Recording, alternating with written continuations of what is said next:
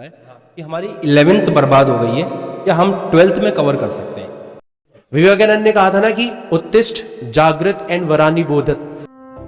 जिस बच्चे ने 11th नहीं पढ़ी वो परेशान हो रहा है कि मैं 11th नहीं पढ़ पाया, मेरी 11th बर्बाद हो गई, मैंने ध्यान नहीं दिया, अब मैं 12th में यहाँ से पढ़ के 11th की डैमेज को कंट्रोल कर सकता हूँ। अच्छा सर, वैसे पता है, मैं ईमानदारी से बताऊं क्या, जब कोई बच्चा मेरे से पूछता है ना कि मेरी 11th बर्बाद हो गई, मेरी 12th बर्बाद हो गई, अब मैं ऐसा कर सकता हूं क्या, तो सबसे पहले तो मैं एक जबरदस्त वाली डांट देता हूं बच्चे को। क्योंकि आप जितना देर से जागोगे ना, उतना चांस, उतनी पॉसिबिलिटीज कम हो जाती है। मतलब तुम यहां पर ये सोचो कि तुम एक कॉम्पिटिटिव एग्जाम की तैयारी कर रहे हो, कंपटीशन की तैयारी कर रहे हो, तुम्हें लगता है कि यार ठीक है हम देर से शुरू करेंगे, थोड़ा ज्यादा मेहनत कर लेंगे, वापस से ट्रैक पर आ जाएंगे। लेकिन तुम ये नहीं सोच रहे कि उस दौरान बहुत सारे तुम्हारे जो कॉम्पिटिटर्स हैं वो पूरी जी तोड़ मेहनत के साथ में तैयारी कर रहे होंगे, उनको तुम कैसे पीछे करोगे, है ना। तो बेटर तो यही है कि आपको जब जिस समय ये एहसास हो जाए कि यार सर बिल्कुल सही कह रहे हैं, हमें अपने भविष्य के बारे में सोचना चाहिए, उसी दिन से जाग जाना चाहिए। विवेकानंद ने कहा था ना कि उत्तिष्ठ जागृत एंड वरानी बोधत, मतलब उठो जागो, मतलब जिस दिन जाग गए ना उसी दिन उठ खड़े हो जाओ, और फिर जब तक अपने लक्ष्य को प्राप्त ना कर लो ना, तब तक चलते चले जाओ, चलते चले जाओ, चलते चले जाओ। यही कहूंगा मैं। बाकी खैर चांसेस तो अभी भी बहुत ज्यादा है, हम लोग आपके साथ में, और किसी भी तरीके की आपकी जो प्रॉब्लम है उसके ऊपर वर्क करने के लिए तैयार है हमारी पूरी की पूरी टीम। उसकी चिंता आपको करने की जरूरत नहीं है। चलो, तो हिंट मिल चुका है, शुरुआत करते हैं आज के सेशन की और आगे बढ़ते हैं। नए बैचेस में आपके लिए सबसे पहला बैच हम लॉन्च करने जा रहे हैं, आशा नीट। आशा नीट का मतलब क्या है? सेशन 23-24 के लिए है।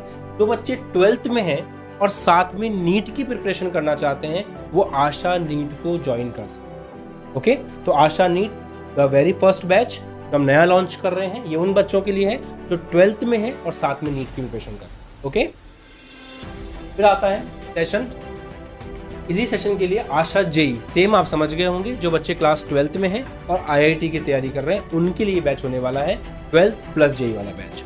आगे बढ़ते हैं।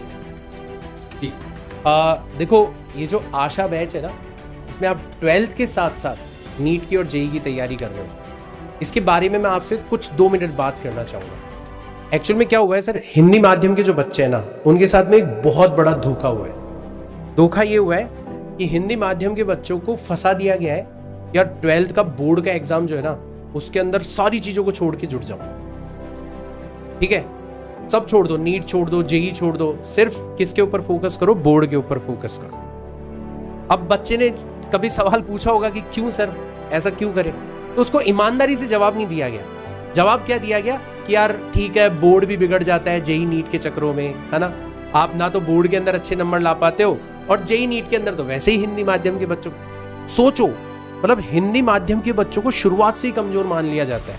यार हिंदी माध्यम का बच्चा कौन सा जेई नीट निकालेगा, तो क्यों इसको फालतू उस रफ्तार के, उस रेस के अंदर डाल। तो इस चक्रों में आपको एक बहुत बड़ा झूठ बोल दिया गया, और इस झूठ से मैं भी गुजरा हूं और इस झूठ से सर भी गुजरे। मतलब हमें भी हमारे टाइम पे यही कहा था।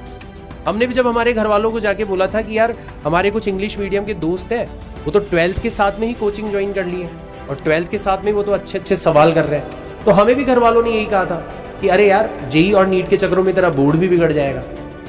बहुत कम बच्चे होते हैं हिंदी माध्यम के जो कि 12th के साथ में जेई और नीट की तैयारी करते हैं। प्रॉपर नीट, ये कोड जो है, this is the very important ये एक्चुअल में ये जो कोट है, मैं सॉरी आप बच्चों को मैं नहीं दिख रहा हूँगा क्योंकि अभी हमसे ज्यादा इस चीज की दिखने की जरूरत है। पता है सर, ये जो कोट है ना, ये बच्चों के लिए नहीं है, ये हमारे लिए भी है, हमारी टीम के लिए भी है, क्योंकि यहाँ पर सपने सिर्फ बच्चे नहीं देख रहे हैं, हम भी देख रहे हैं। तो बेसिकली ये हमने हमारे लिए लिख रखी है लाइन कि भाई सुभाष, भाई आशीष, सिर्फ सपने मत देखे,